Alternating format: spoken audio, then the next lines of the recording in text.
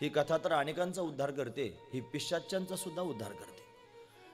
कसं काय उद्धार करते कथा तो तुम्हाला सांगतो. म्हणे पुरातन असणारी कथा. त्या कथेचं वर्णन करून सांगू लागले. समुद्राच्या काठावर एक गाव होतं महाराज. त्या गावाचं नाव आहे बाष्कळ. बाष्कळ नावाचं नगर आहे. बाष्कळ म्हणा असं असणारं हे नगर आहे. या नगरामध्ये त्यांनी महाराज राहणारे जे सर्व लोक आहेत यांचं त्यांनी महाराज उदरनिर्वाहाचं साधन जर काय असेल तर शेतीवाडी करून त्यांनी महाराज स्वतःचं भरण पोषण करत होते. त्याच गावामध्ये त्यांनी राहणारी मंडळी शास्त्राला न मानणारी होती. गावाचं नाव काय आहे? बाष्कल. म्हणजे जे त्यांनी आस्थाव्यस्थ असणारं गाव आहे. या गावामध्ये राहणारी मंडळी ही त्यांनी महाराज शास्त्र न मानणारी आहेत. यानंतर त्यांनी महाराज या सर्वच लोकांच्या जवळ ज्ञानाचा अभाव आहे आणि वैराग्याचा सुद्धा अभाव आहे. ज्ञान वैराग्याच्या बाबतीत पूर्णपणे अज्ञानी असणारी ही सर्व मंडळी. या सर्वांचं जीवन पशुसमान असणारं जीवन आहे. जनावरांसारखं जगणारी ही माणसं, ज्यांना धर्म माहीत नाही, ज्यांना ज्ञान माहीत नाही, ज्यांना शास्त्र माहीत नाही, ज्यांना ग्रंथ माहीत नाही, अशी माणसं त्यांनी महाराज पशुसारखेच आहेत. म्हणून सर्व त्यांनी महाराज लोक अशाच पद्धतीने वागत आहेत. वाईट ऐकण्यामध्ये सदैव रत आहेत, वाईट करण्यामध्ये सदैव रत आहेत. असाच गाव आहे महाराज, हा वाईट असणारा गाव. तिथे राहणाऱ्या सर्व स्त्रिया व्याभिचारी वृत्तीनं वागत आहेत आणि त्याचबरोबर त्यांनी महाराज कुटील स्वभावाच्या आहेत. पापकर्माची इच्छा करणाऱ्या या स्त्रिया त्या गावामध्ये त्यांनी पाहायला मिळत आहेत. असा असणारा हा गाव. त्याच गावामध्ये अधर्मी असणारा एक ब्राह्मण राहत होता. त्याचं नाव आहे बिंदुक आणि त्याच्या पत्नीचं नाव आहे चंचुला. नावं जरा विचित्रच आहेत. आता काय आहे, या पुराणांमध्ये त्यांनी हे नवीन आहे ना आपल्या सर्वांना ऐकायला. आपण सर्वांनी श्रीमद भागवत अनेक वेळेला ऐकलेलं आहे, पण भागवतामधले नावं आपल्याला पाठ झालेले आहेत महाराज. शिवपुराण आपल्याकरता नवीन आहे म्हणून त्याच्यामधली नावं आपल्या सर्वांना नवीनच वाटणार आहेत. पण जरी नवीन वाटत असले तरी आपण त्यांचा परिचय करून घेऊ. बघा ना, गाव त्यांनी सांगितलेलं आहे. हे काहीतरी पुराणातली उगाच गोष्ट सांगायची आहे आणि गोष्ट सांगून सगळ्यांचं मनोरंजन करायचं आहे असं जर वाटत असेल तर असं अजिबात नाही महाराज. त्याच्यात काहीतरी भाव आहे. तो भाव त्यांनी महाराज समजून घेण्यासारखाच आहे, महत्वाची गोष्ट आहे. म्हणून बघा ना, बाष्कळ नावाचं नगर आहे.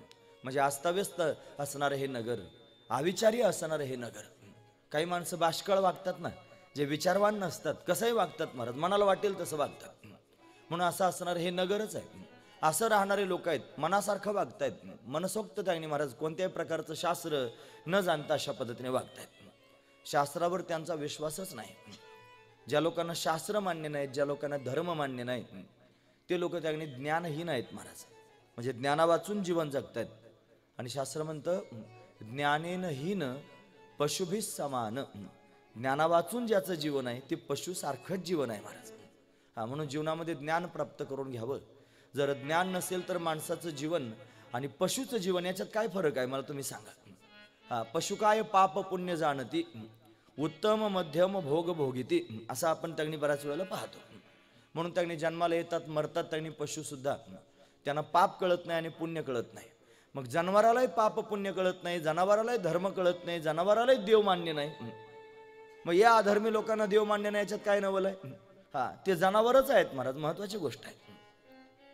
साखरे महाराज एकदा प्रवासाला निघाले होते आणि काशीची यात्रा करायची होती आणि मध्य प्रदेशातून त्यांनी प्रवेश केला आणि ग्वाल्हेरचं त्यावेळेला संस्थान होतं.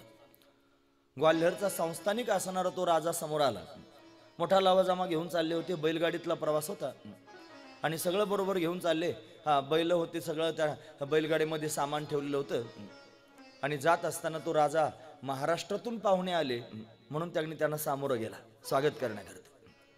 तो आला समोरून, राम राम श्याम श्याम झाला, सगळं झालं आणि मग त्यांना आपल्या स्थानावर घेऊन गेला. गेल्यानंतर त्यांना सांगायला लागला स्वतःचं शहाणपण. तो म्हणला, बरं का महाराज, तुम्ही आलात, फार समाधान वाटलं, मी पण तुम्हाला सामोरं आलो तुमचं स्वागत करण्याकरिता. या सगळ्या गोष्टी खऱ्यात, पण तुम्ही असं समजू नका की तुम्ही महाराज आहात म्हणून मी तुमच्या स्वागताकरता आलो. मी देवबीव काय मानित नाही म्हटले. तो राजा म्हणला, मी देवबीव काही मानित नाही. असं म्हटल्याबरोबर त्यांनी महाराज साखरे महाराज खदखदून हसले. हे आताचे किसन महाराज नाही, त्यांच्या आधीचे दादा आणि त्यांच्या आधीचे नारायण महाराज, त्यांची परंपरा त्यांनी सांगतोय. ते त्यांनी खदखदून हसले. त्यांनी विचारलं, तुम्ही का हसतात? ते म्हणले हसू नको तर काय करू, तू म्हणतो देव मान्य नाही. म्हणे मग याच्यात हसण्यासारखं काय? म्हणे तुला देव मान्य नाही याच्यात काय नवल आहे? आमच्या बैलगाडीला 2 बैल आहेत आणि त्या बैलांना सुद्धा देव मान्य नाही. तो ऐकतात ना तुम्ही सर्वजण, महत्वाची गोष्ट आहे महाराज. बैलांना सुद्धा देव मान्य नाही म्हणे. राजा त्याने त्याचं तोंडच पडलं महाराज, बैलांना देव मान्य नाही म्हणलं. म्हणे कसं काय?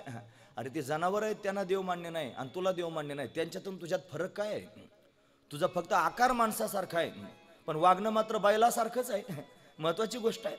म्हणून काही माणसं फक्त आकाराचीच माणसं असतात पण संस्कारानं मात्र पशु असतात महाराज. धर्म मान्य होत नाही, धर्म कळत नाही. म्हणून धर्महीन असणारं जे जीवन आहे ते बाष्कळ जीवन आहे.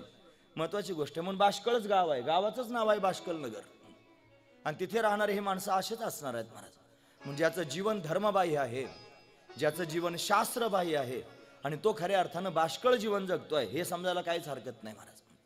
म्हणून काय कौतुक करीत नाहीत लोक. आज समाजातले लोक फार शहाजूक झालेले आहेत, फार स्वतःला शहाणं समजतात. त्यांना वाटतं आपण काहीतरीच करतो, आपण म्हणजे काहीतरी कौतुक करून दाखवलं. अरे काय कौतुक करतो? कितीतरी तुझ्यासारखे कौतुक करणारे मेले, काही कोणाचं राहिलं नाही. म्हणे असं नाही करायचं, तसं तुम्ही सगळे बावळट आहात. कपाळाला गण लावता, गळ्यात माळ घालता, वाऱ्या करता, ह्या पोथ्या वाचता, पुराण लोकांना सांगता.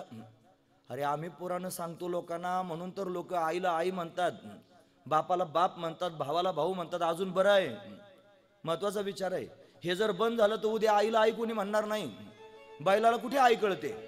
तुम्ही ऐकता सर्वजण, माझं बोलणं जरा कठीण आहे. बैलाला आई कळत नाही, बैलाला बहीण कळत नाही, कुत्र्याला आई कळत नाही, बहीण कळत नाही. तो पशु आहे, त्याचं जीवन धर्मबाह्य आहे. म्हणून हे जर नाही लोकांच्या समोर सांगितलं तर लोक बैलासारखे आणि कुत्र्यासारखे जगतील. त्यांना आया बहिणी सुद्धा कळणार नाहीत. हा महत्वाचा विचार आहे. आणि असंच आहे महाराज, पाश्चात्य संस्कृती जाऊन बघा, त्या संस्कृतीचा स्वीकार करून शहाजूक झालेले हे भारतातले लोक काय समजतात स्वतःला? हे काहीतरी त्यांनी समजून स्वतःला अशा पद्धतीने वागतात. म्हणून हे सगळे बाष्कळ झालेले आहेत. त्यांना धर्म मोडीत काढायचा आहे. पण त्यांना काय माहिती धर्माला सांभाळणारा कोण आहे? धर्माला सांभाळणारा जगन्नियंता असणारा परमात्मा आहे. तो धर्मस्वरूप आहे. भगवान शंकर धर्मस्वरूप आहेत महाराज. भगवान शंकराचा जो ध्वज आहे ना, त्या ध्वजावर बैलाचं चित्र आहे. बैल नंदी आहे ना, नंदीचं चित्र ध्वजावर आहे. म्हणून भगवान शंकराचं अजून एक नाव आहे वृषभध्वज. वृषभध्वज भगवान आहे ना, वृषभध्वज. वृषभ हे त्यागणी महाराज धर्माचं प्रतीक आहे, बैल हे धर्माचं प्रतीक आहे. म्हणून भगवान शंकर धर्ममय आहेत. म्हणून त्यागणी महाराज धर्म त्यांच्या माध्यमातून पाहायला मिळतो. म्हणून या कथा कीर्तनांच्या माध्यमातून, या पुराणांच्या माध्यमातून काय जपलं जाईल त्याचं नाव आहे धर्म. म्हणून धर्म कळायला पाहिजे. हे गावच आहे महाराज बाष्कळ, जिथं धर्मच मानत नाहीत. खावे प्यावे ल्यावे मस्त स्वतःच्या मस्तीत आहेत महाराज, असावे सदैव अशी त्यागणी माणसं. भोजन ते भक्तीन, मरण ते मुक्ती पाखंड्याची. तुकोबर आहे त्याला पाखंडी म्हणतात. हा तार्किक आहे, याला चारवाक म्हणायचं महाराज. जे नास्तिक मतवादी 6 आहेत ना, त्याच्यापैकी हे शास्त्र न मानणारे आहेत, वेद न मानणारे आहेत, पुराण न मानणारे आहेत, हे नास्तिक आहेत महाराज. नास्तिक शब्दाचा अर्थ जर करायचं ठरलं तर सामान्य लोकांच्या दृष्टीने काय होतं माहिती आहे? जे लोक देवाला मानत नाहीत ना त्यांना लोक नास्तिक म्हणतात. पण जे देवाला मानत नाहीत त्यांना नास्तिक म्हणत नाहीत. मग जे वेदाला मानत नाहीत, शास्त्राला मानत नाहीत त्यांना नास्तिक म्हणतात. म्हणून वेद न मानणारे आहेत त्यांना नास्तिक म्हणायचं. नास्तिको वेद निंदक. जे नास्तिक आहेत ना ते वेदाला, म्हणजे वेदाला न मानणारे लोक नास्तिक आहेत, शास्त्राला न मानणारे लोक नास्तिक आहेत. म्हणून या नगरामधले सगळे लोक नास्तिक आहेत. त्यांच्या पोटामध्ये आस्था नाही. नास्तिक 6 शास्त्र. आपल्या सगळ्यांना शास्त्र माहिती आहेत पण आस्तिक शास्त्र माहिती आहेत महाराज. नास्तिक शास्त्र कोणाला माहित नाही. म्हणून नास्तिक शास्त्र जे आहेत ना त्याच्यातलं पहिल्या नंबरचं शास्त्र आहे चारवाक. नास्तिक शास्त्र वेदाला मानत नाही. दुसरं शास्त्र आहे जैन. आणि तिथून पुढे 4 आहेत महाराज. भगवान बुद्धाचे 4 शिष्य आहेत. त्यांनी 4 प्रकारचा उपदेश केला ना आपल्या शिष्यांना. शून्यम शून्यम, क्षणिकम क्षणिकम, दुःखम दुःखम, असं त्यांनी त्या सर्व लोकांना सांगितलं. आणि त्यांनी 4 प्रकारचे शास्त्र तयार केले. ते वेदाला मानत नाहीत, म्हणजे न मानणारे आहेत वेदाला, म्हणून नास्तिक आहेत. असं नास्तिकांचं गाव आहे. आणि या गावामध्ये तागणी महाराज अशा पद्धतीने हे सगळे लोक अधर्मानं वागतायत. तिथल्या स्त्रिया तागणी महाराज भ्रष्ट झालेल्या आहेत. तिथले पुरुष तागणी जार प्रवृत्तीनं वागतायत, स्त्रिया व्याभिचारी प्रवृत्तीनं वागतायत. असा हा गाव आहे. देवधर्मा सांदी टाकीले सकळ, देवधर्मा सांदी पडिले सकळ, देवधर्मा सांदी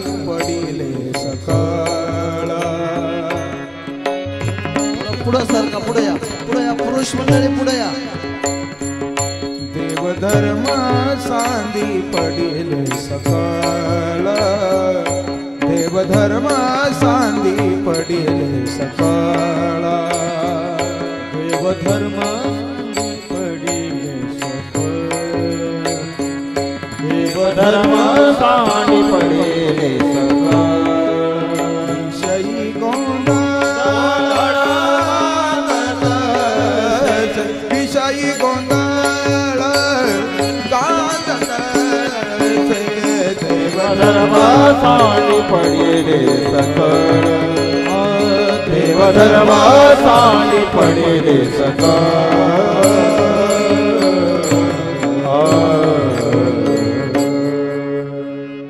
देवधर्म सांधी पडिले सकळ, विषयी गोंधळ गाजत असे. विषयाचाच गोंधळ आहे महाराज.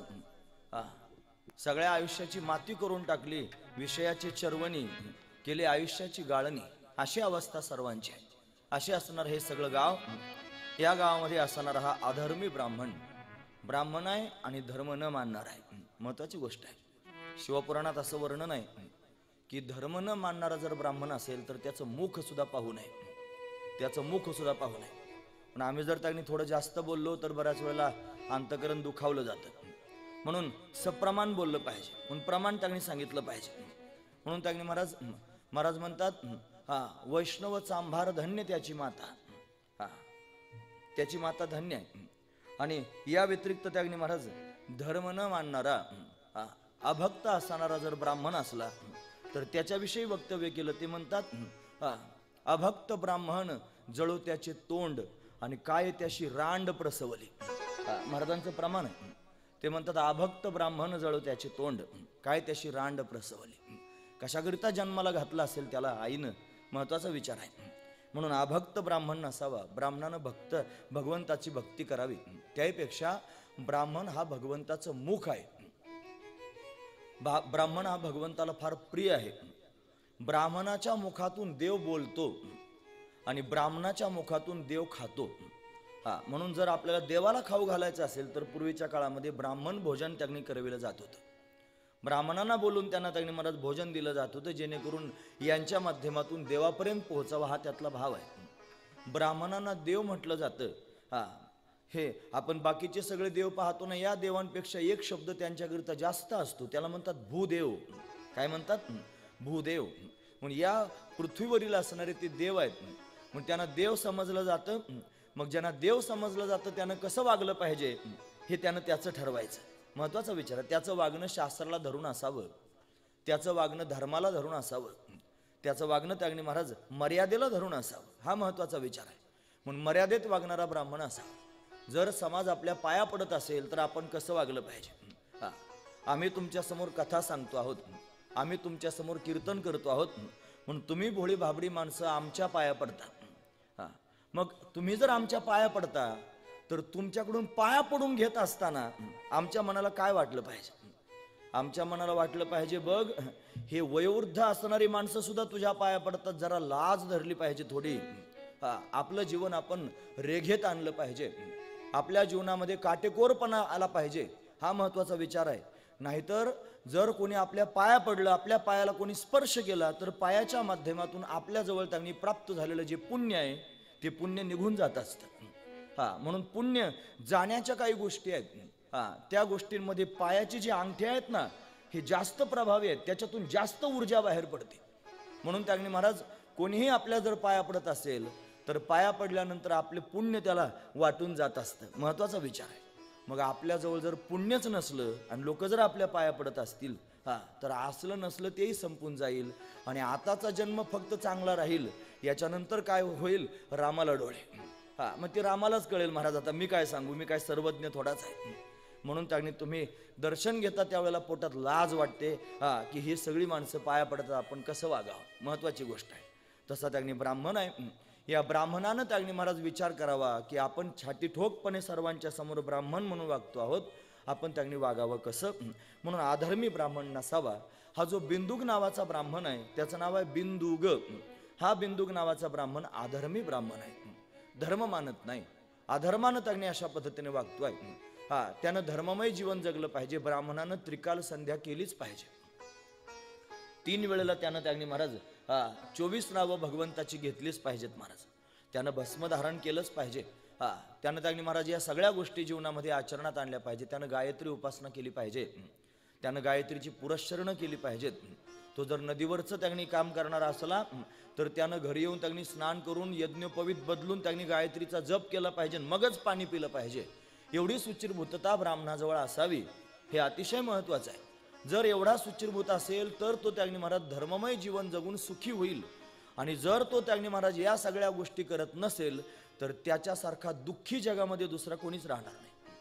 म्हणून त्यांनी महाराज भयंकर वेदना सहन कराव्या लागतात. हे कधी अंगावर येईल चालून सांगता येत नाही. म्हणून आपलं जीवन त्यांनी महाराज अतिशय दिव्य त्यांनी असावं, आधर्मी जीवन नसावं. हा जो ब्राह्मण आहे आधर्मी आहे, त्याच्या पत्नीचं नाव आहे चंचुला. ही चंचुला सुद्धा त्यांनी महाराज अशीच आहे, नवऱ्यासारखीच वागणारी आहे. आता तो आधर्मी आहे, त्याची बायको सुद्धा आधर्मीच आहे. चुकीचं वागणारी त्यांनी पत्नी आहे. दोघेही पती पत्नी त्यांनी मनासारखे वागतायत. आणि त्यापेक्षा दोघे पती पत्नी एकमेकाबरोबर एकनिष्ठ नाहीत. एकनिष्ठ नाहीत. संसार सुखाचा व्हावा असं जर वाटत असेल तर पती पत्नीने एकमेकाबरोबर एकनिष्ठ असावं. हे अतिशय महत्वाचं आहे महाराज. म्हणून तर त्यांनी महाराज पातिव्रत्य धर्माचा उपदेश केला ना. पतिव्रता कशाला म्हणतात? पतिव्रतेचे हृदय जैसे आणि पती वाचून न स्पर्श. पतिव्रतेचा महिमा वर्णन करून सांगितला की पतिव्रतेचं हृदय पती वाचून दुसऱ्या पुरुषाचं चिंतनच करत नाही. 4 प्रकारच्या पती 2-3 प्रकारच्या पतिव्रता पाहायला मिळतात. 3 प्रकारच्या, एक उत्तम आहे, एक मध्यम आहे, एक कनिष्ठ आहे. पतिव्रता, उत्तम पतिव्रता, मध्यम पतिव्रता आणि कनिष्ठ पतिव्रता. कनिष्ठ पतिव्रता कशी असते माहिती आहे? जी त्या महाराज मनासारखंच वागते. तिला परपुरुष आवडतात सुद्धा आणि परपुरुष भोगते सुद्धा, फक्त नावाची पतिव्रता असते. तिच्यापेक्षा जरा एक बरी असते मध्यम पतिव्रता. तिला परपुरुष आवडतात पण भोगीत नाही. मर्यादा कुठंतरी शास्त्राची पाळते, लोकांची मर्यादा पाळते, परिवाराची मर्यादा पाळते, स्वतःचं मन आवरून घेते. तिला वाटतं त्याने महाराज एखादा सुंदर पुरुष पाहिला की तिला वाटतं भोगावं, पण मन आवरून घेते, स्वतःच्या मनाला आळा घालते. म्हणजे मध्यम पतिव्रता आहे. आणि श्रेष्ठ पतिव्रता कोणती आहे तिचा जर विचार करायचा ठरला तर श्रेष्ठ पतिव्रता ती आहे की तिला तिचा पतीच फक्त पुरुष दिसतो, बाकीचे त्यांनी पुरुष दिसतच नाहीत. महत्वाचा विचार आहे महाराज. ही श्रेष्ठ असणारी पतिव्रता, जिला पती वाचून दुसरं काय दिसतच नाही, म्हणून पतिव्रतेचे हृदय जैसे आणि पती वाचून न स्पर्श. ही श्रेष्ठ असणारी पतिव्रता आहे. या जगतामध्ये पतिव्रता आहे म्हणून त्यांनी विश्व त्यांनी व्यवस्थित रीतीनं अजून तरी बरं आहे, चालू आहे. या विश्वामध्ये गोमाता आहे, या विश्वामध्ये गंगा आहे, या विश्वामध्ये गीता आहे, या विश्वामध्ये पतिव्रता आहे आणि या विश्वामध्ये सत्वशील असणारा ब्राह्मण आहे. म्हणून त्यांनी विश्व अजून तरी बरं चाललेलं आहे. महत्वाचा विचार आहे. म्हणून हे जर त्यांनी विश्वात नसतील तर फार त्यांनी महाराज अनाचार माजेल. अजून तरी पाऊस पडतोय, तो पाऊस पडणार नाही. कलियुगाची पुढची त्यांनी लक्षणं बरीच पुराणांमध्ये वर्णन करून सांगितले. म्हणून कुठेतरी पतिव्रता जगामध्ये आहे, गोमाता अजून जगामध्ये आहे, ब्राह्मण आहेत, गंगा आहे, गीता आहे आणि या सर्वांच्या जीवावर जग त्यांनी सुरू आहे. म्हणून ही असणारी जी चंचुला आहे, ही चंचुला त्यांनी महाराज अनाठाई वागणारी आहे, चुकीचं वागणारी आहे. पतिव्रता नाही, फक्त नावाचीच पतिव्रता आहे. व्याभिचार करणारी, व्याभिचारी वृत्तीनं वागणारी असणारी ही स्त्री आहे. मग तिचं जीवन त्यांनी अशा पद्धतीचं आहे. तिने त्यांनी सगळ्याच कर्मांचा त्याग केलेला आहे. धर्माचं भय मनामध्ये नाही. या लोकांच्या मनामध्ये पाप आणि पुण्याची भीती नाही महाराज. तुम्ही ऐकतात ना सर्वजण, लोक असं का वागू शकतात त्याचं कारण आहे महाराज. लोकांच्या मनामध्ये पापाची भीती वाटत नाही म्हणून. लोक पापाला भीत नाहीत, लोक पुण्याला मानत नाहीत. ते म्हणतात हे तुम्ही पाप सांगत आहात, हे तुमची भूलथाप आहे. तुम्ही पुण्य सांगत आहात, ही तुमची हुलकावणी आहे. काहीतरी लोकांना सांगण्याकरिता तुम्ही सांगता. कशाचं पाप आणि कशाचं पुण्य? कोणी पाहिलंय पाप आणि पुण्य? अरे पाप पुण्य काय पाहायची गोष्ट आहे का? पाप पुण्य दिसत नाही, पण ऐकतात ना तुम्ही सर्वजण, पाप पुण्य जरी दिसत नसलं तरी पाप पुण्याचा परिणाम दिसतो महाराज. पाप पुण्याचा परिणाम दिसतो, महत्वाची गोष्ट आहे. नाही मानलं तर नका का मानेना लोकांनी पाप आणि पुण्य, पण परिणामाला मात्र मानावं लागेल, महत्वाची गोष्ट आहे. या माईक मधून तुम्हाला आवाज येतोय की नाही सगळ्यांना? कशामुळे आवाज येतोय? त्यानं जर तिकडून पिन काढून घेतली आणि निस्ता माईक इथं ठेवला, आवाज येईल का? नाही येणार. मग याच्यात काय आहे? करंट आहे. तो करंट आहे म्हणून तुमच्यापर्यंत आवाज हा माईक पोहोचवू शकतो. हा महत्वाची गोष्ट आहे. दिसतो का करंट? नाही. आहे की नाही? कशावरून? आवाज येतो म्हणून. म्हणजे फल त्याने पाहायला मिळालं ना, हा महत्वाचा विचार. तुम्ही ऐकतात ना सर्वजण? हा महत्वाचंच सांगतोय, अतिशय महत्वाचं आहे. पाप दिसत नाही, पुण्य दिसत नाही, पण परिणाम मात्र दिसतो. काय आहे? पाप आणि पुण्याचा परिणाम काय आहे? पाप आणि पुण्याचा परिणाम, पापाचा परिणाम आहे दुःख आणि पुण्याचा परिणाम आहे सुख. आपल्या जीवनामध्ये सुख दुःख तर पाहायला मिळतात ना महाराज. सुख आलेलं कळतं आणि दुःख आलेलं कळतं. म्हणून सुख दुःख हे पाप आणि पुण्याचा परिणाम आहे. जर त्यांनी महाराज हा काहीतरी विलक्षण पाप आपल्या हातानं घडलेलं असेल तर ते पाप भोगायला येतं. आमचे भाऊ म्हणायचे मानगुटावर बसून भोगायला येतं. म्हणून तर त्यांनी महाराज पाप भोगल्याशिवाय संपत नाही, मानगुटावर बसूनच भोगायला लावतं. त्यांना ती गुरुजींची सवय लागली होती बोलायची, आणि अजून त्यांनी खाली येऊन बोलायचे. ते शिव्या सुद्धा द्यायचे कीर्तनात. वक्ते बाबांचेच भाऊ आहेत, भाऊ होते महाराज. म्हणून आता त्यांच्याकडूनच शिकली होती शिव्या, ठेवणीतल्या शिव्या देत होते. असू द्या. म्हणून तर त्यांनी महाराज पाप भोगायला येतं, मानगुटावर बसून भोगायला लावतं, आणि पुण्य सुद्धा आहे भोगायला येतं. ज्याच्या जीवनामध्ये थोडे चांगले दिवस आले असतील, जरा बरं असेल वातावरण, समजायचं काहीतरी पुण्य केलेलं आहे. आणि ज्याच्या जीवनामध्ये फार दुःख असेल, समजायचं काहीतरी पाप केलेलं आहे, ते पापच त्यांनी भोगायला आलं. म्हणून पाप आठवण करून देतं महाराज, मी आलो. दुःख भोगायला आलं की समजायचं पाप भोगायला आलं. त्याच्याकरिता प्रमाण सांगतो ना, केले कर्म झाले आणि त्याची भोगा आले. जे कर्म आपण केलं तेच भोगायला येत असतं. म्हणून पाप भोगायला येतं आणि पुण्य पण भोगायला येतं. म्हणून हे फल आहे महाराज, पाप आणि पुण्याचं, सुख आणि दुःख हे भोगायला येत असतं. हे अंतकरणाचे धर्म आहेत. सुख आणि दुःख हे अंतकरणाचे धर्म आहेत. अंतकरणातच साठवलं जातं. हे पाप जे आहे ना आपण केलेलं, आपल्याच नावावर लिहिलं जातं. आपण केलेलं जे पुण्य आहे ना ते आपल्याच नावावर लिहिलं जातं. म्हणून तर त्याने महाराज ज्याच्या त्याच्या नावावर येतं महाराज. ते तुमच्या मोबाईलमध्ये ते कार्ड आहे ना, काय म्हणतात आपण त्याला, सिम कार्ड म्हणतो. जर बॅलन्स टाकला ना तिकडून कुठून, बरोबर त्याच्यातच येतो महाराज, दुसरीकडे जात नाही बॅलन्स. आणि तुम्हाला जरी कोणाचा फोन लावायचा असला आणि बटणं दाबले की बरोबर त्याच कार्डावर फोन जातो, दुसऱ्या कार्डावर जात नाही. ठरलेलंच आहे. तसं बॅलन्स टाकल्यानंतर त्याच्यातच येतो. तसं आपण पाप आणि पुण्याचा बॅलन्स टाकला की आपल्याच अंतकरण रूपी वृत्तीवर त्यांनी साचला जातो. त्याला संचित म्हणायचं आणि भोगायला येतं. महत्वाची गोष्ट आहे. पण ही सगळी मंडळी त्यांनी पाप करणारी आहेत, आणि पाप त्यांनी महाराज त्यांना भोगायला सुद्धा येणार आहे. म्हणून पापाला भीत नाहीत. पापाला भिलं पाहिजे. माणूस भित्रा असला पाहिजे. कशाला भ्यावं असं जर त्यांनी कोणी म्हटलं, परत वक्ते बाबांचं उदाहरण सांगतो. आमच्या गडावर बाबा कीर्तना करता आले, बाळनाथ गडावर, आणि कीर्तनात बाबा म्हणले माणसानं भित्रा असावं. अरे भित्रा असावं म्हटल्यावर आम्हाला प्रश्न पडला, कशाला भ्यावं? मग त्यानं विचारलं, म्हणलं बाबा तुम्ही म्हणता भित्र असावं, कशाला भ्यायचं सांगा. भूताला भ्यावं का? म्हणे अजिबात नाही. वाघाला भ्यावं का? म्हणे अजिबात नाही. शत्रूला भ्यावं का? म्हणे अजिबात नाही. मग भ्यायचं कोणाला? ते म्हणले पापाला भ्यावं. माणसानं सगळ्यात जास्त भ्याव कोणाचं धरलं पाहिजे पोटात, तर पापाचं महाराज. पापाला भिलंच पाहिजे. पाप त्यांनी कधी भोगायला येईल सांगता येत नाही. म्हणून पाप करता कामा नाही. खोटं बोलल्यानं पाप होतं, चोरी केल्यानं पाप होतं, व्याभिचार केल्यानं पाप होतं, दारू पिल्यानं पाप होतं, मांस खाल्ल्यानं पाप होतं, लोकाला लोबाडल्यानं पाप होतं, व्याभिचारी विचार मनात केल्यानं सुद्धा पाप होतं महाराज. म्हणून त्यांनी हातानंच पाप होतं असं नाही, मनानं सुद्धा होतं. हातानं केलेले पाप तरी धुवून जात असतील, मनानं केलेलं पाप कसं धुवून जाईल? मन संकल्पाचे या पापा न जाय तीर्थाचे या बापा. तीर्थाच्या बापाला सुद्धा ते पाप घालवता येत नाही, एवढं वाईट पाप असतं मनानं केलेलं पाप. म्हणून कायिक पाप, वाचिक पाप आणि मानसिक पाप ही पापच आहेत. म्हणून सगळा गाव पाप करणार आहे. बिंदुक नावाचा ब्राह्मण पाप करणार आहे, त्याची पत्नी चंचुला पाप करणारीच आहे.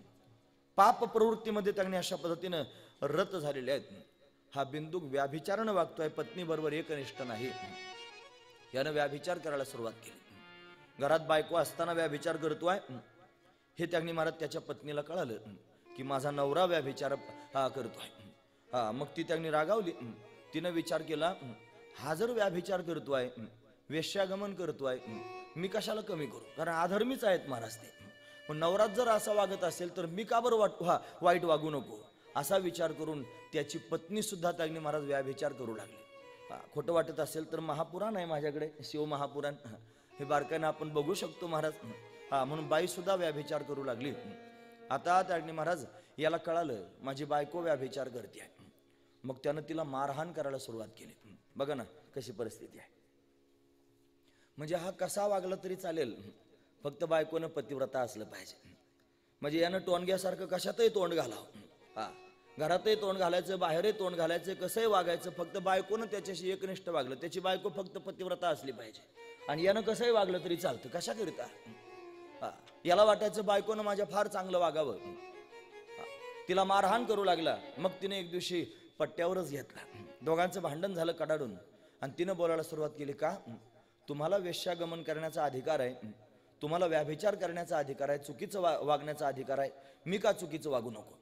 हा, मग त्यांनी दोघांचं भांडण झालं. दोघांनी मिटून घेतलं. कशावर मिटलं माहिती आहे? तो म्हणला, हे बघ मी व्याभिचार करणारच आहे. हा, आणि तुला जसं वागायचं असेल तशी तू वाग, मला तुझ्याशी काय घेणं देणं नाही. फक्त ज्या पुरुषांबरोबर तू त्यांनी व्याभिचार करतेस त्यांच्याकडून धन आणून दे, आणि ते धन त्यांनी मला देऊन आणि मला त्यांनी माझ्या पद्धतीने वागू दे. असंच झालं महाराज. ही जी चंचुला आहे ही त्यांनी महाराज व्याभिचार करू लागली, आणि ज्यांच्याबरोबर व्याभिचार करते त्यांच्याकडून धन घेऊ लागली, आणि धन घेऊन नवऱ्याला आणून देऊ लागली. आणि तो नवरा त्यांनी महाराज तिच्याकडून धन घेऊन चुकीच्या पद्धतीने वागू लागला. कसाही त्यांनी महाराज दारू पिऊ लागला, मांस खाऊ लागला, व्याभिचार करू लागला. असं दोघांचं बऱ्याच काळापर्यंत चालत राहिलं. कालांतरानं त्यांनी महाराज हा बिंदुक वयोवृद्ध झाला. तरुणपणामध्ये त्यांनी महाराज कसंही वागणारी माणसं म्हातारपणाला सुखानं जगू शकत नाहीत. महत्वाची गोष्ट आहे. म्हणून तर त्यांनी महाराज त्याचं जीवन सुद्धा असंच झालं. जसं कालच्या देवराजाचं आपण श्रवण केलं. देवराज जसा त्यांनी महाराज वाईट वागला आणि शेवट वाईट झाला, तसं त्यांनी महाराज याचं सुद्धा वाईटच अशा पद्धतीने जीवन गेलं, आणि हा अशा पद्धतीनं गतप्राण झाला. म्हातारपण त्यांनी आलं, भयंकर वेदना सहन कराव्या लागल्या, आणि दुःखी होऊन त्यांनी महाराज मरण पावला. म्हातारा झाल्यानंतर त्याला त्यांनी अशा पद्धतीने मृत्यू आला.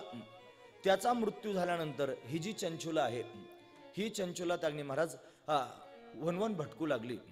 तिचे असणारे जे नातेसंबंधी आहेत, या नातेसंबंध्यांनी सुद्धा तिचा तिटकारा करायला सुरुवात केली, आणि मग ती त्यांनी महाराज अशा पद्धतीनं भटकू लागली.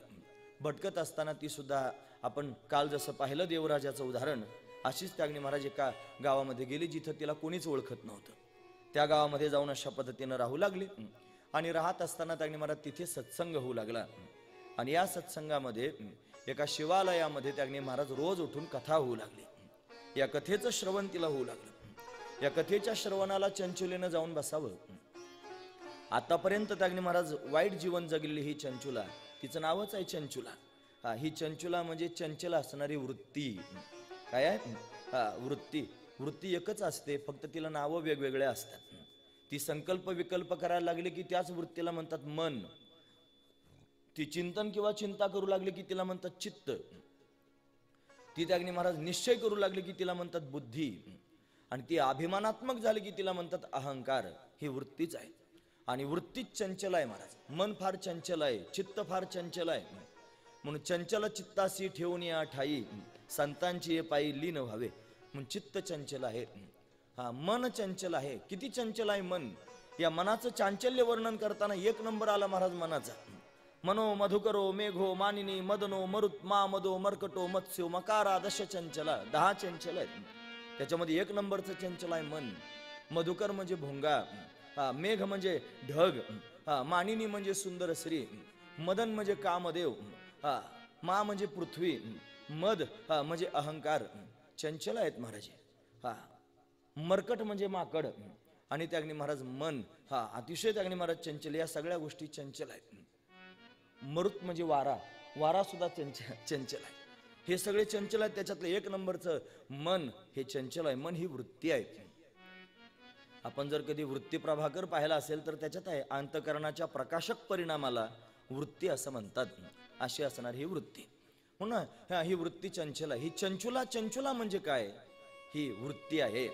ही चंचल असणारी वृत्ती, ही बुद्धिवृत्ती आहे, जी ती अनेक प्रकारचे तरंग तिच्या ठिकाणी पाहायला मिळतात. महाराज वर्णन करून सांगतात, अनंत बुद्धीचे तरंग क्षणक्षणा पालटते रंग, आणि धरू जाता संग तव तो होय बाधक. म्हणून बाधक त्याग्नी संग होत असतो. अशी असणार ही बुद्धी, असं असणार हे चंचल चित्त, असं असणार हे चंचल मन, असा असणार हा अहंकार. अहंकार सुद्धा फार चंचल आहे महाराज. कधी कशाचा होईल सांगता येत नाही. तुम्ही ऐकतात ना, माणसाजवळ एक प्रकारचा अभिमान नसतो. तुकोबाराय म्हणतात, मी हे ऐसी काय जाती, अवघड किती पाहता, मी किती अवघड आहे. स्थूल देहाला धरून मी म्हणतो, सूक्ष्म देहाला धरून मी म्हणतो, कारण देहाला धरून मी म्हणतो, महाकारणाला धरून मी म्हणतो, अतिकारण देहाला धरून मी म्हणतो. प्रत्येक ठिकाणी मी बदलतो. वर्णाला धरून मी म्हणतो, आश्रमाला धरून मी म्हणतो, या सगळ्या गोष्टींना, पंथाला धरून मी म्हणतो. मी त्याच्या पोटात असतो. अहंकार आहे, चंचल आहे महाराज, बदलणार आहे. म्हणजे वृत्तीच आहे ही. चंचुला म्हणजे वृत्ती आणि बिंदू म्हणजे जीव आहे, हा अंश आहे. बिंदू म्हणजे काय? एक अंश. कोणाचा अंश आहे? भगवान म्हणतो ममैव अंशो जीव लोके जीवभूत सनातना मनषष्ठानी इंद्रियानी प्रकृती स्थानी कर्षणी. म्हणून त्यांनी मला हा जीव एक बिंदू आहे. कशाचा? त्या समुद्रासारख्या परमात्म्याचा एक अंश आहे. भगवान म्हणतो तो माझा अंश आहे. हा बिंदू शब्दाचा अर्थ होतो जीव आणि चंचुला शब्दाचा अर्थ होतो त्याची वृत्ती. या वृत्तीनंच त्याला जीवपणाला आणलेलं आहे. हा त्यातला भाव आहे. आणि असा असणारा हा बिंदू आणि चंचुला ज्या गावात राहतात त्याचं नाव आहे बाष्कळ नगर. म्हणजे कसंही त्यागणी महाराज मनासारखं वागतायत. का कथा श्रवण करायचे त्याच्यातला हा भाव आहे. आपणच आहोत बिंदू रूपी जीव. आपल्याच बायकोचं नाव आहे चंचुला. कशी पण वागते आहे. व्याभिचारानं त्यांनी वागते महाराज आपली बुद्धी. व्याभिचारी भक्ती असते ना, भक्तीमध्ये त्यांनी दोष नसावेत. त्याच्यात व्याभिचार हा सुद्धा एक दोष आहे. त्याच्यात पापाचं सहचर्य नसावं, त्याच्यामध्ये बुद्धिमांद्य नसावं, त्याच्यामध्ये या सगळ्या गोष्टी नसावेत, विप्रलंबा नसावी. हे त्यांनी महाराज भक्तीतले 4 दोष आहेत. पापाचं सहचर्य एक दोष आहे, बुद्धिमांद्य दुसरा दोष आहे, त्याच्यामध्ये विषयासक्ती अजून एक दोष आहे, त्याच्यामध्ये कुतर्क अजून एक दोष आहे, त्याच्यामध्ये विप्रलंबा अजून एक दोष आहे. हे दोष आहेत महाराज. म्हणून त्यांनी बुद्धीमध्ये असणारे हे दोष आहेत. पण असे असणारी ही बुद्धी जीवाच्या ठिकाणी जर सद्बुद्धी निर्माण झाली तर ती सद्बुद्धी जीवाला त्यांनी महाराज भगवंतापर्यंत घेऊन जाईल. म्हणून तैशी सद्बुद्धी थेकुटी म्हणू नये. त्याच्या आधी काय आहे? जैसी दीपकुलिका धाकुटी परिती बहु तेजाते प्रगटी तैसी सद्बुद्धी थेकुटी म्हणू नये. दीपकलिका लहानच आहे, पण ती प्रकाश त्याने प्रगट करते. तशी सद्बुद्धी सुद्धा भगवंतापर्यंत घेऊन जाते. म्हणून बुद्धीचं वैभवच जर पाहायचं असेल तर सगळ्यात मोठं वैभव बुद्धीचं कोणतं असेल तर भगवंताच्या चरणी स्थिर होणं महत्वाची गोष्ट आहे. ज्ञानोबराय वर्णन करून सांगतात. बुद्धीचे वैभव अन्य नाही दुजे. बुद्धीचे वैभव अन्य नाही दुजे. बुद्धीचे वैभव अन्य नाही दुजे. बुद्धीचे वैभव अन्य नाही दुजे. बुद्धीचे वैभव अन्य नाही दुजे. बुद्धीचे वैभव अन्य नाही दुजे. बुद्धीचे वैभव अन्य नाही दुजे. बुद्धीचे वैभव अन्य नाही दुजे. बुद्धीचे वैभव अन्य नाही दुजे. बुद्धीचे वैभव अन्य नाही दुजे. एका केशवराज सकळ सिद्धी.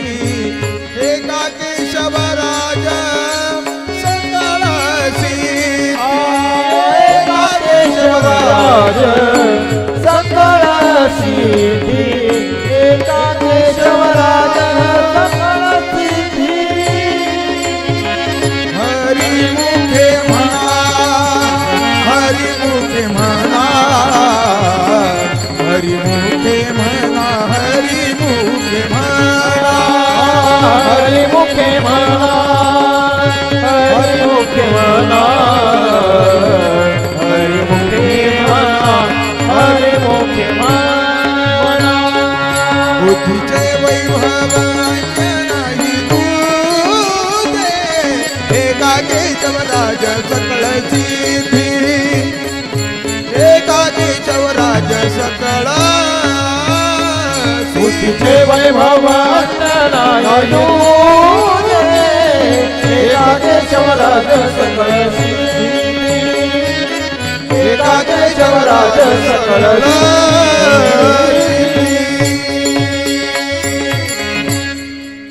बुद्धीचे वैभव अन्य नाही तुझे. एका केशवराजे सकळ सिद्धी. पण बुद्धीचं वैभव एकच आहे महाराज, भगवंताची शरणागती करणे. ही चंचला रूपी बुद्धी ही कधीच भगवंताला शरण गेली नाही, व्याभिचारानंच वागत राहिली. म्हणून त्यांनी वाईट परिस्थिती निर्माण झाली. सौंदर्य त्यांनी निघून गेलं. सौंदर्य चिरकाल टिकणारं नसतं महाराज. कालांतरानं सौंदर्य निघून गेलं, क्षीण झाली, जर्जर झाली, नवरा मरून गेला. मग गाव सोडून दिलं, तीर्थांमध्ये फिरू लागली, अनेक क्षेत्रांमध्ये फिरू लागली, अनोळखी असणारे एका गावात जाऊन राहिले. आणि तिथे त्यांनी महाराज वृद्ध अवस्थेत असणारी ही चंचुला त्या मंदिरात त्यांनी महाराज कथेचं श्रवण तिला झालं. महाराज बुद्धी सुद्धा म्हातारी होत असते. बरं तुम्ही ऐकता सर्वजण, बुद्धी म्हातारी होत असते.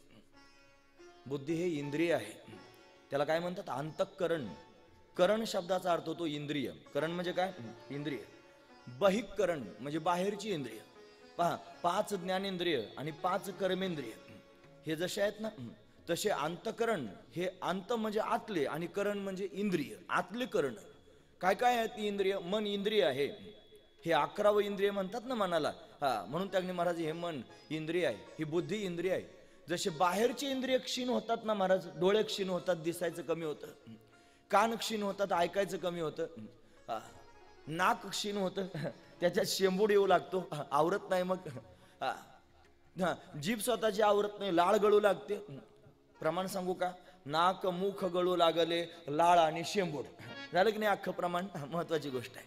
हे बाहेरची इंद्रिय त्यांनी ताब्यात राहत नाही. हात थरथर कापू लागतात, पाय लटलट कापू लागतात. हे इंद्रिय आहेत आणि क्षीण होतात महाराज. हे जसे क्षीण होतात तशी बुद्धी सुद्धा क्षीण होत असते, हे लक्षात ठेवा. महत्वाचं आहे महाराज. आपल्या जीवनामध्ये असे प्रसंग येणार आहेत म्हणून आपण बारकाईने ऐकलं पाहिजेत महाराज. बुद्धी क्षीण होते. एक उदाहरण सांगतो. आमच्या गावामध्ये एक म्हातारा राहत होता. आता त्याचं बरंच वय झालं होतं आणि घर त्याचं असं होतं की त्याच्या घराला वाड्याला 2 दरवाजे होते. 2 दरवाजे होते. म्हातारं त्यांनी कुठून मंदिराच्या समोर जाऊन पारावर बसून गप्पा मारून आलं आणि आतमध्ये आलं की म्हणायचं भाकरवाडा. भाकरवाडा म्हणलं की घरच्या लोकांनी भाकरी खायला द्यायची, त्यानं जेवण करायचं. आणि जेवण केल्यानंतर एका दारानं त्यांनी महाराज आतमध्ये आलेला म्हातारा दुसऱ्या दारानं बाहेर जायचा आणि बाहेर जाऊन त्यांनी महाराज 2-5 मिनिटांना चक्कर मारून परत त्या दरवाजानं आतमध्ये शिरायचा आणि आत म्हणायचा चला भाकरवाडा. घरचे लोक म्हणायच्या आत्ताच भाकर खाल्ली ना.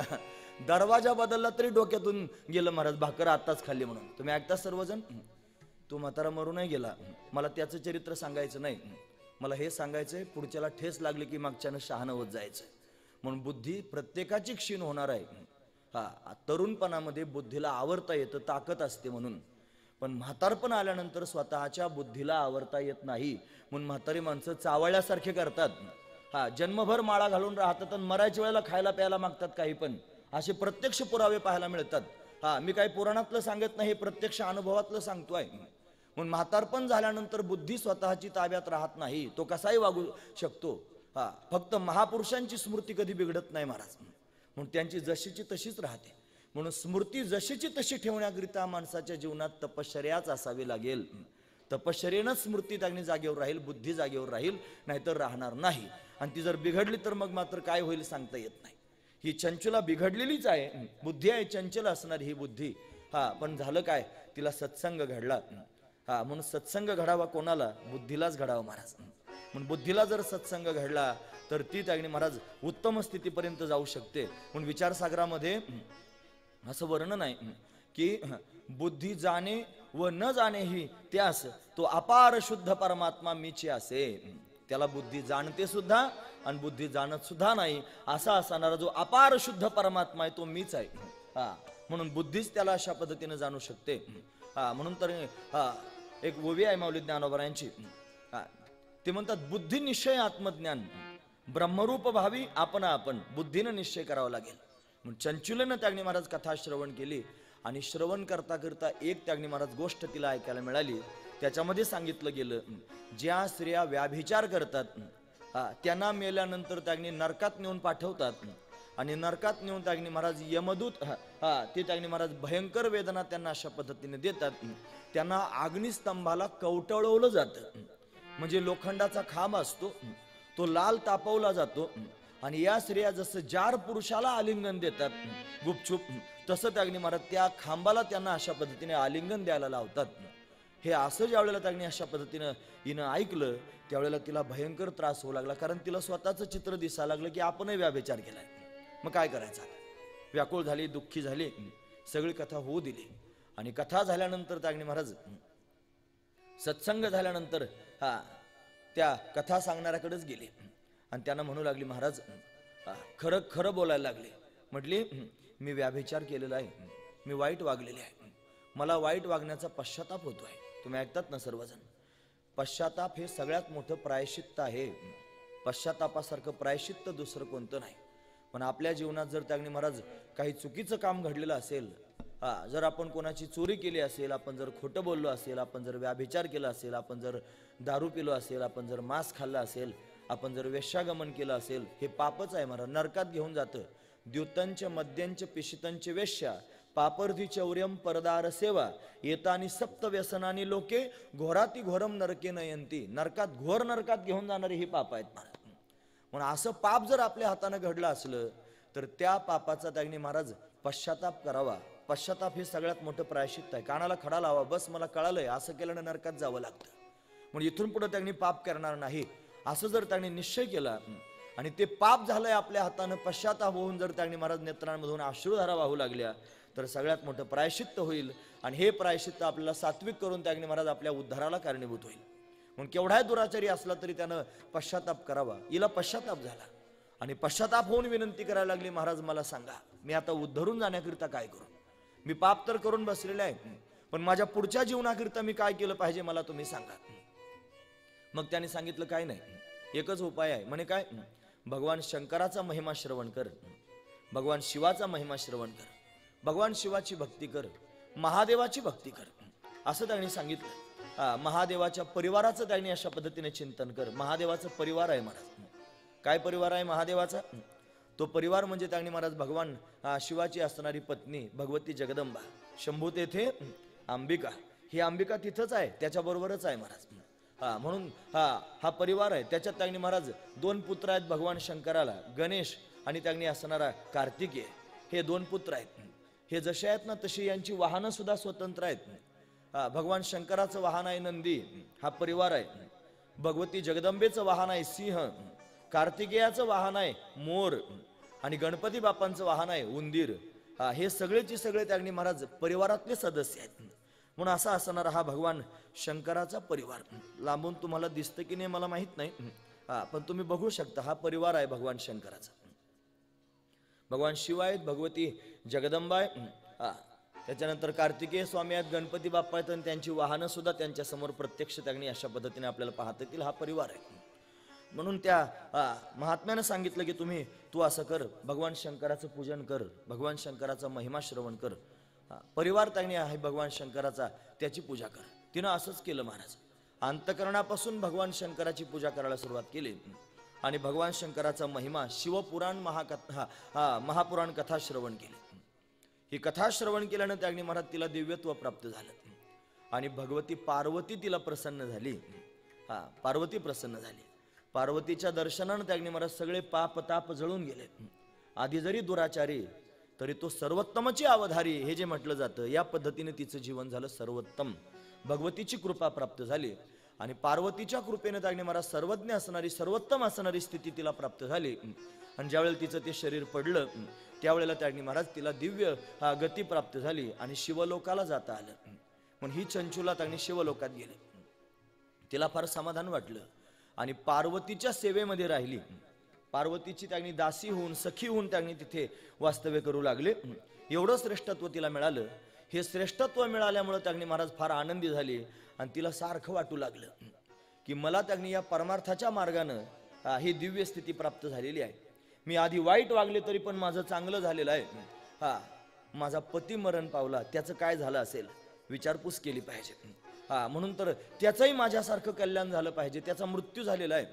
मग काय केलं पाहिजे? आता दोघेही व्याभिचारी वृत्तीचे आहेत, पण एकमेकाच्या व्याभिचाराला सहाय्यता करणारे होते, एकमेकाला सहाय्यता करणारे होते. तिच्या मनामध्ये पतीची चिंता वाटू लागली आणि मग तिनं काय केलं माहितीये? तिनं भगवती पार्वतीला विचारलं की माझा पती मरण पावलेला आहे, त्याची काय गती झाली मला सांगा.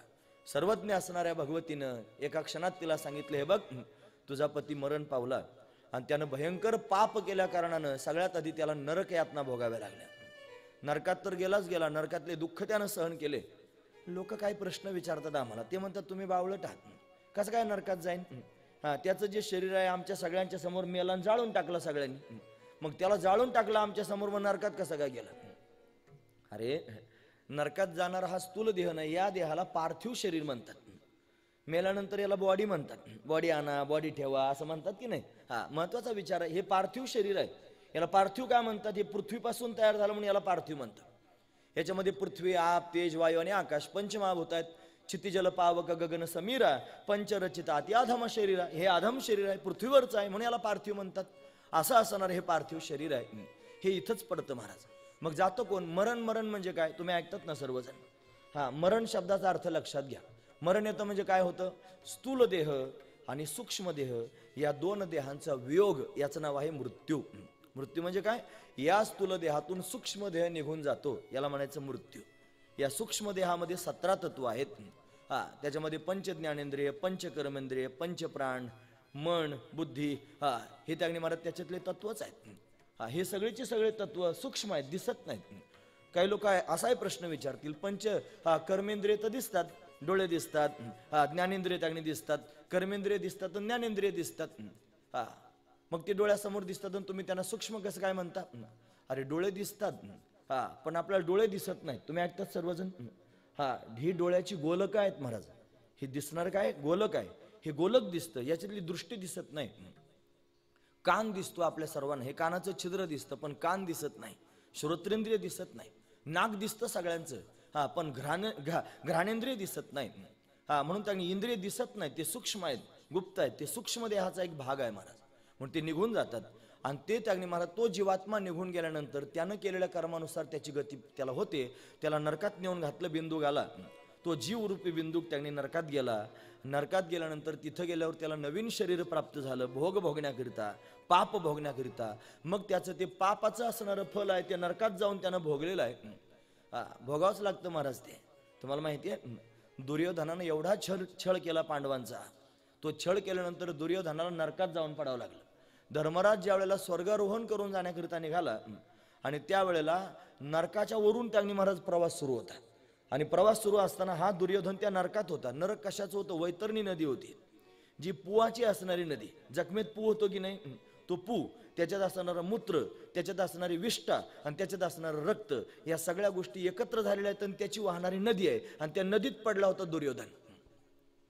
या दुर्योधनानं मुंडकं वर काढलं होतं आणि बाकीचा सगळा त्याच्यातच होता. कल्पना केली तरी माणसाला उलटी होईल अशी ती अवस्था. आणि त्याच्यात होता महाराज. धर्मराज त्याला दिसला. धर्मराजाचा वारा त्यांनी महाराज अंगावरचा नरकावरून जात होता. नारकीय जीवांना समाधान वाटत होतं. तो म्हणायचा मला नाही जायचं स्वर्गाला, इथंच राहायचं. म्हणे का बरं? माझ्यामुळे जर हे सुखी होत असतील तर काय हरकत आहे इथं राहायला. म्हणून त्याची तिथं राहायची तयारी होती. पण तो गेला. दुर्योधनानं धर्मराजाला पाहिलं आणि पाहिल्यानंतर या दुर्योधनानं त्या नरकात बुडी मारली. काय झालं असेल बुडी मारल्यानंतर? त्या पोवात बुडी मारली, त्या रक्तात मूत्रात विष्ठेत बुडी मारली. असं असणार हे भयंकर नरक आहे. ते भोगण्याकरिता त्याला नवीन शरीर प्राप्त होतं. या बिंदुगाला नवीन शरीर प्राप्त झालं, नरक यातना भोगल्या. वाईट वागणाऱ्या लोकांनी फार शहाजूकपणा करायचा नाही आणि अविश्वास दाखवायचा नाही. आज आमच्या बोलण्यावर अविश्वास दाखवल्यानं फार शहाणपण होईल असं अजिबात समजायचं नाही. कारण वाईट वागल्यानंतर भोगायला आल्यावर कळेल बाबा म्हणत होता असं केल्यानं असं होतं म्हणून. महत्वाचा विचार आहे. हे पुराण सांगतात असं केल्यानं असं होतं म्हणून, हे शास्त्र सांगतात असं केल्यानं असं होतं म्हणून. पण फार आपण पाश्चात्य संस्कृतीचे धारक असलो आणि फार शहाजूक जरी आपण झालेलो असलो, फार फॉरवर्ड झालेलो असलो, तरी सुद्धा हे भोगायला यायचं मात्र चुकत नसतंय, पक्क लक्षात ठेवायचं. म्हणून त्यांनी महाराज अविश्वास दाखवायचा नाही. अविश्वास जो दाखवेल त्याच्या जीवनामध्ये त्याचीच हानी होईल, आमचं काही नुकसान होणार नाही. आमचा सांगायचा धंदाच आहे महाराज. आम्ही त्यांनी सांगून मोकळे होणार आहोत. आम्हाला त्यांनी आणि सांगून, हे बघा, सांगितल्यानं पुढच्या लोकांचा फायदा होईल की नाही पुढची गोष्ट आहे, पण सांगितल्यानं आमचं तर ताजं राहील. नको पाप करू नको, याच्यात लिहिलंय मरशील ना, पाप भोगायला येईन, मुंडक्यावर बसून भोगावं लागतंय, आमकं होईल, आपलं तरी ताजं राहतं बा, बाकीच्या लोकांचं काय असेल ते असेल. म्हणून तरी सांगणाऱ्या माणसानं सुद्धा आधी त्यांनी त्याचा विचार केला पाहिजे.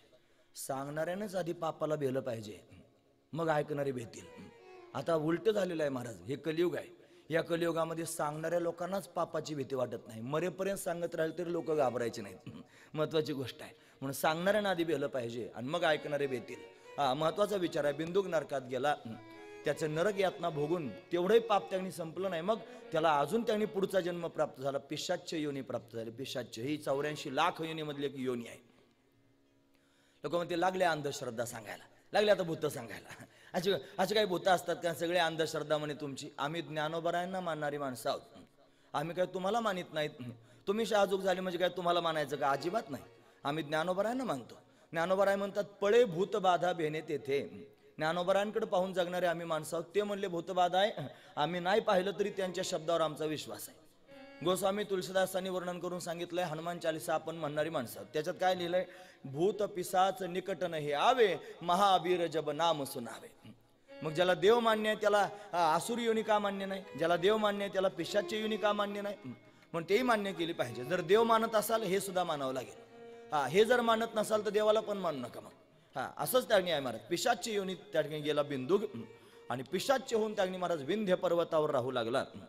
तिथे त्याने राहतोय. हे ज्या वेळेला या चंचुलीला कळालं आणि तिला जाणीव झाली की माझा नवरा त्यागणी दुःख भोगतोय, आता मी काय करू? त्याला वाचवलं पाहिजे. म्हणून पतिव्रता अशीच असावी महाराज. पतीच्या उद्धाराची चिंता तिला असावी. मग तिला मुळातच पतीचं पुण्य प्राप्त होत असतं. बायकांना पतीचं पाप प्राप्त होत नाही महाराज, पुण्य प्राप्त होतं. मग ते काही पण पूजा अर्चा असली का हात लावायला सांगतात ना, हात लावा म्हणतात भटजी बा. हे हात कनेक्शन आहे महाराज, ती पुण्य तिला घेण्याकरता. महत्वाचा विचार आहे. म्हणून त्यांनी पुण्य घेऊन टाकते. अर्ध्या पुण्याची वाटेकरी असते. पाप नाही घेता येत महाराज तिला. मग काय घेता काय येतं? तो 7 वेढे मारतात ना अग्नीला प्रदक्षिणा लग्न करायच्या टायमाला. त्यावेळेला तो तिला म्हणतो तुझ्या सुखदुःखात सहभागी होईन. तुझ्या जीवनामध्ये त्यांनी जर काही पाप कृत्य घडलं तर अर्ध मी सोशीन तुझ्याकरता. म्हणजे याचं अर्ध पुण्य तिला असतं आणि तिचं अर्ध पाप याला असतं. पण बायको खराब वागायला लागली की तिचं अर्ध पाप याच्या मुंडक्यावर येऊन बसतं. आणि त्याचं अर्ध पुण्य तिच्याजवळ जात असतं. हा त्यातला भाव आहे मला, जे लक्षात घेण्यासारखंच आहे. म्हणून दोघांनी पण इमानदारीनं वागलं पाहिजे. नाहीतर एकमेकाचा कशाला घोटाळा घालायचा? विवाह त्यांनी भोगाकरिता नसतो, योगाकरिता असतो. म्हणजे एकमेकाला साह्य करून भगवंतापर्यंत जाण्याकरिता तो मार्गच आहे महाराज गृहस्थाश्रमाचा. असू द्या. म्हणून त्यांनी तिला वाईट वाटायला लागलं, माझ्या नवऱ्याचा उद्धार व्हावा असं तिला वाटायला लागलं. मग काय करावं? तिनं पार्वतीची विनंती केली की माझ्या पतीचा उद्धार व्हावा असं मला वाटतं, मी काय करू? तिनं सांगितलं त्याचा जर उद्धार व्हावा असं वाटत असेल तर भगवान शिवाचा महिमा त्यांना ऐकला पाहिजे, शिवपुराण त्यांना ऐकलं पाहिजे. मग काय करायचं? कोण सांगेल त्याला शिवपुराण? मग पार्वतीनं तुंबरूला बोलावलं. तुंबरू हे नारदांचे मित्र आहेत आणि भगवान शंकराचे त्यागणी महाराज अशा पद्धतीने भक्त आहेत.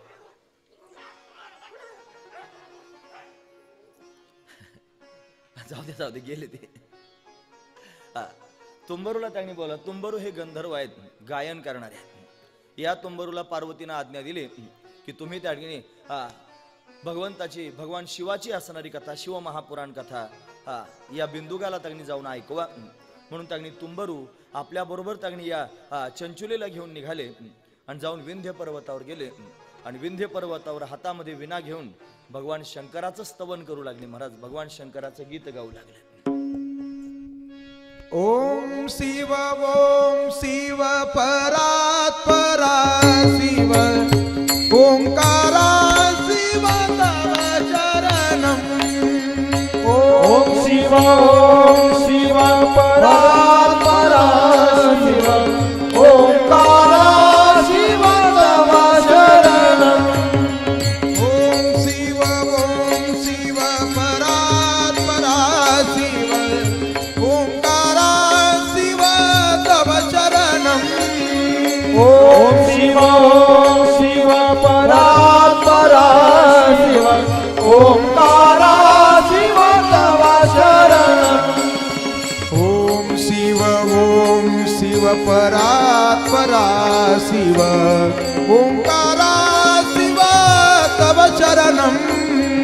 ओम शिव परात् परा शिव ओंकारा शिव तव शरणम. हे ओम शिव परात् परा शिव ओंकारा शिव तव चरणम. ओम शिव परात् परा शिव ओंकारा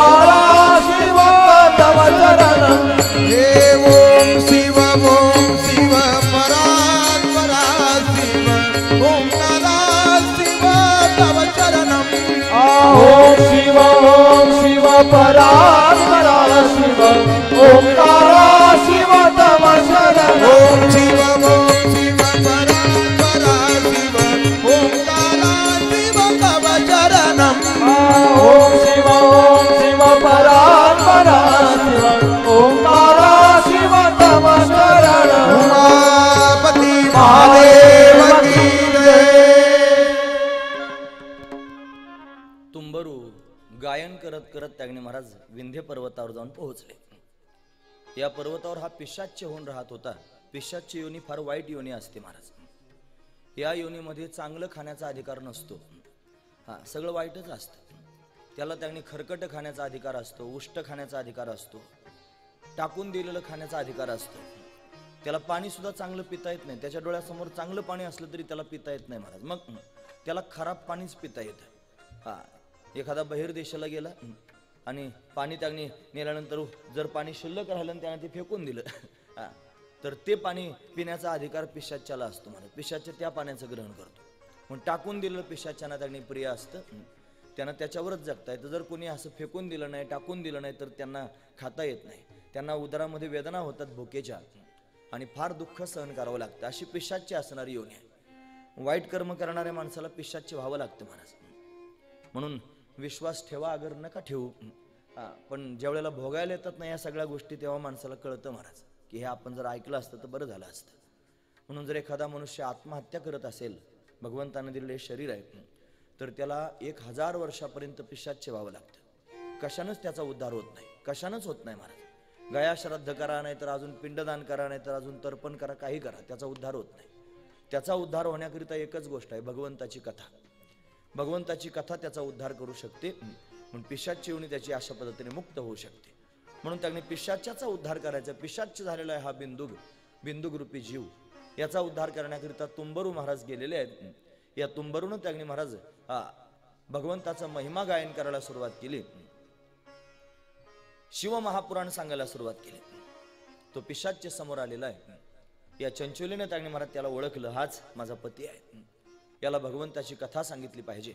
आणि म्हणून त्यांनी महाराज कथा सांगण्याकरिता हे तयार आहेत. तो समोर येऊन त्यांनी बसलेला आहे. वायुरूप असणारा हा पिशाच्य त्याला बांधून टाकलंय समोर बसण्याकरिता, हा बांधून राहावा म्हणून. आणि मग त्याला अशा पद्धतीने कथा ऐकवली. आणि कथेचं श्रवण झाल्यानंतर त्यांनी महाराज त्याची पिशाच्य योनी अशा पद्धतीने सुटली. 7 दिवसामध्ये त्यानं कथा श्रवण केली. आणि या कथेच्या सामर्थ्यानं पिशाच्य योनी सुटून गेली. आणि पिशाच्य योनी सुटून त्याला दिव्य देह प्राप्त झाला. तो दिव्य देह त्यांनी धारण करून शिवगणाच्या रूपानं प्रत्यक्ष उभा राहिला. भगवान शिवाचं चिंतन करत करत अखंड कथा श्रवण केली. न झोपता, न काही खाता, पाण्याचा थेंबही न घेता कथेचं श्रवण केलं आणि अखंड भगवान शिवाचं स्मरण केलं. त्याचा परिणाम त्यांनी महाराज दिव्य देह प्राप्त झाला. शिवगण त्यांनी झाला. दिव्य विमान त्यांनी प्राप्त झालं. आणि ही चंचुला आपल्या पतीला आपल्या बरोबर घेऊन शिवलोकामध्ये गेली. या चंचुलीला सुद्धा आधीच दिव्य देह प्राप्त झालेलाच आहे. आणि हा सुद्धा शिवगणाच्या रूपानं त्यांनी महाराज प्रस्तुत झाला. आणि ज्या वेळेला शिवलोकामध्ये गेले त्यावेळेला प्रत्यक्ष भगवान शिवाला या दोघांनी सुद्धा पाहिलं. दिव्य देह धारण केलेला परमात्मा, दिव्य शरीर त्यांनी महाराज धारण केलेलं आहे. भक्तांना आनंद देण्याकरिता दिव्य विग्रह धारण केलेला आहे. भगवंताचं शरीर आपल्यासारखं नाही, ते दिव्य असणारं शरीर आहे. तो दिव्य असणारा परमात्मा डोळे भरून पाहताला जटाजूट धारण केलेला भगवान शिव, चंद्र त्यांनी महाराज धारण केलेला भगवान शिव, कपाळाला चंदन त्यांनी लावलेला त्रिनेत्रधारी असणारा भगवान शिव, हातामध्ये त्रिशूळ डमरू घेतलेला भगवान शिव हा प्रत्यक्ष डोळे भरून पाहायला मिळाला. आणि त्या शिवाला पाहून त्यांनी अशा पद्धतीने समाधान प्राप्त झालं. बिंदुगाचाही उद्धार झाला आणि चंचुलेचाही उद्धार झाला. कशामुळे झाला असेल तर शिव महापुराणामुळे झाला. म्हणून शिव महापुराण असं त्यांनी दिव्य आहे की जे पिशाच्याचा सुद्धा उद्धार करू शकतं. हा महापुराणाचा महिमाच आहे. म्हणून काल आपण पाहिलं देवराज भ्रष्ट ब्राह्मण होता, त्याचा उद्धार झाला शिव महापुराणामुळे. आणि आज आपण पाहिलं बिंदुक त्यांनी पिशाच्य योनीला गेला पण त्याचाही उद्धार झाला शिव महापुराणामुळे. म्हणून हा शिव महापुराणाचा असणारा महिमा श्रीमद भागवतामध्ये सुद्धा आपण त्यांनी पाहिलं की पिशाच्य झाला होता धुंदुकारी. आणि या धुंदुकारीचा उद्धार म्हणून धन्या भागवती वार्ता प्रेत पीडा विनाशिनी असं भागवतात म्हटलंय. प्रेताचा सुद्धार तो बांबूत जाऊन बसला होता ना, बांबू दुभंगला, मग त्याचा उद्धार त्याच्यातून झाला. तसाच आहे हा बिंदुक सुद्धा. याचाही उद्धार शिव महापुराण कथेमुळं अशा पद्धतीने झालेला आहे. मग एवढ्या दुराचारी असणाऱ्या देवराजाचा जर उद्धार कथेनं होऊ शकतो, एवढा त्याने महाराज पिशाच्च झालेल्या बिंदुगाचा जर उद्धार, चंचुलेचा जर उद्धार त्याने या शिवा महापुराणानं होऊ शकतो, तर आपल्या सर्वांचा उद्धार का होऊ शकत नाही, असा विचार त्याने महाराज सगळ्या ऋषीमुनींच्या मनात आहे.